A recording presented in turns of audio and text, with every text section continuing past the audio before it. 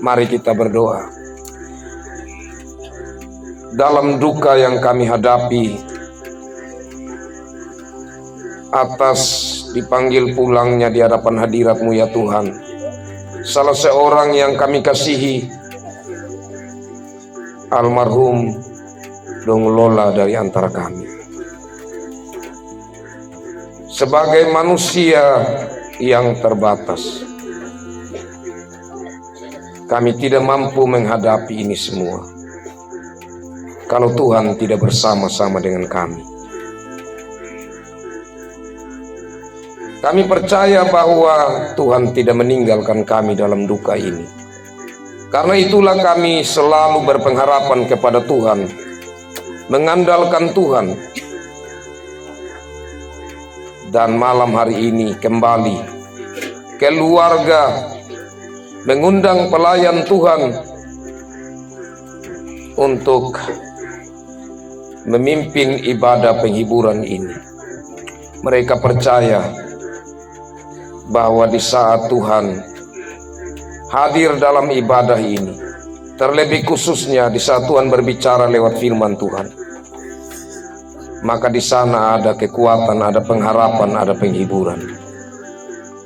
Karena itu saat ini, di saat Tuhan memberi kesempatan kami bersama-sama akan mendengar, merenungkan firman Tuhan, kami membuka diri kami, menyiapkan diri kami untuk mendengar, merenungkan firman Tuhan. Dan kami mohon Roh Kudus Tuhan melingkupi kami. Mari Tuhan datang dan berfirmanlah, kami mau mendengar, merenungkan dan melakukan sabda-Mu. Dalam Yesus Kristus kami berdoa. Amin. Kekasih-kekasih Tuhan, saya pilih firman Tuhan dari kitab Filipi. Filipi pasal 4 ayat 13. Filipi pasal 4 ayat 13, demikian bunyi firman Tuhan. Segala perkara dapat kutanggung di dalam Dia yang memberi kekuatan kepadaku. Sekali lagi, segala perkara dapat kutanggung di dalam Dia yang memberi kekuatan kepadaku. Demikian sabda Tuhan. Berbahagialah kita yang selalu rindu firman Tuhan dan memelihara dalam hidup kita. Shalom. Shalom. Kekasih-kekasih Tuhan, surat Paulus yang ia sampaikan kepada jemaat di Filipi merupakan salah satu dari beberapa surat yang ia kirim dari penjara. Kita tahu bersama kalau namanya seorang di penjara, meskipun berbeda penjara waktu itu dengan waktu sekarang, tahanan yang dialami oleh Rasul Paulus tentu berbeda dengan yang kalau kita bayangkan sekarang. Tetapi intinya bahwa saat seseorang di penjara, maka di situ kebebasannya dibatasi. Secara fisik, Rasul Paulus yang begitu semangat untuk menyebarkan, menyaksikan Kristus dari satu tempat ke tempat yang lain, bahkan dari satu pulau ke pulau yang lain, ia tidak bisa lagi untuk melakukan itu. Tetapi karena ia tetap diberi kebebasan di dalamnya untuk menulis surat, maka Rasul Paulus memakai kesempatan itu untuk menyampaikan firman Tuhan yang datang dalam karya Roh Kudus pada dirinya, untuk ia tulis dan kirimkan ke beberapa jemaat. Salah satunya surat yang ia kirim dari penjara adalah surat Filipi. Kekasih-kekasih Tuhan, sebagai surat yang lahir dari penjara, maka di situ kita akan berpikir bahwa kalimat-kalimat atau ungkapan-ungkapan yang tertulis di sana adalah ungkapan-ungkapan yang berhubungan dengan kehancuran batin atau berhubungan dengan pergumulan yang sangat berat. Tetapi nyatanya kalau kita baca surat Filipi, maka di sana justru Rasul Paulus sedang mengajak jemaat Tuhan untuk bersukacita. Bersukacitalah di dalam Tuhan. Sekali lagi kukatakan, bersukacitalah. Itu bagian lain dari surat Filipi yang ditulis Rasul Paulus. Tentu sukacita di sini di dalam Tuhan. Nah, ini merupakan bagian surat penguatan yang disampaikan Rasul Paulus, termasuk dari kalimat satu ayat yang kita dengar tadi. Segala perkara dapat kutanggung di dalam Dia yang memberi kekuatan kepada. Itu ajakan kepada jemaat Tuhan di Filipi untuk merenungkan akan kekuatan yang sejati itu dari siapa. Kekasih-kekasih Tuhan, saat Rasul Paulus mengatakan segala perkara, ini mau menyatakan tentang segala masalah, segala bentuk pergumulan. Rasul Paulus sudah mendapatkan banyak tantangan pergumulan. Terlebih khususnya, ia dipenjara karena tuduhan-tuduhan yang ditujukan kepadanya, yang sesungguhnya tidak benar. Tetapi Rasul Paulus harus menanggung itu semua. Dia percaya bahwa segala tuduhan, bahkan segala bentuk penderitaan yang ia harus hadapi, ia tetap mampu untuk menghadapinya.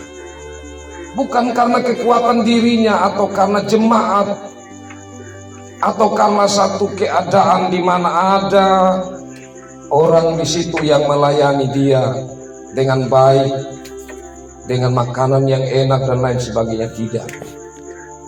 Satu-satunya kata Rasul Paulus di sini, Dia dalam hal ini Tuhan, dalam Yesus Kristus yang memberi kekuatan kepada. Kekasih-kekasih Tuhan, kalau kita renungkan perjalanan hidup kita beberapa waktu terakhir ini sampai hari ini, merata ini satu kakak.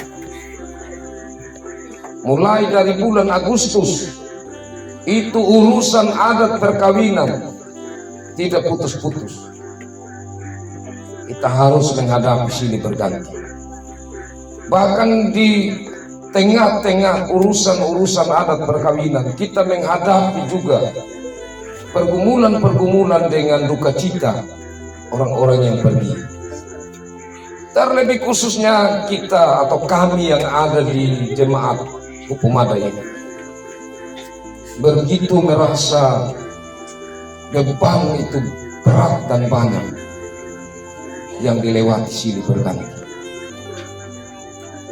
Terus kalau kita mampu bahkan sampai ini itu karena kuatnya siapa?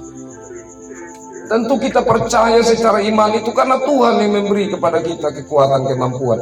Karena itu maka kita terus percaya dan mempercayakan hidup kita, keadaan kita itu di dalam Tuhan.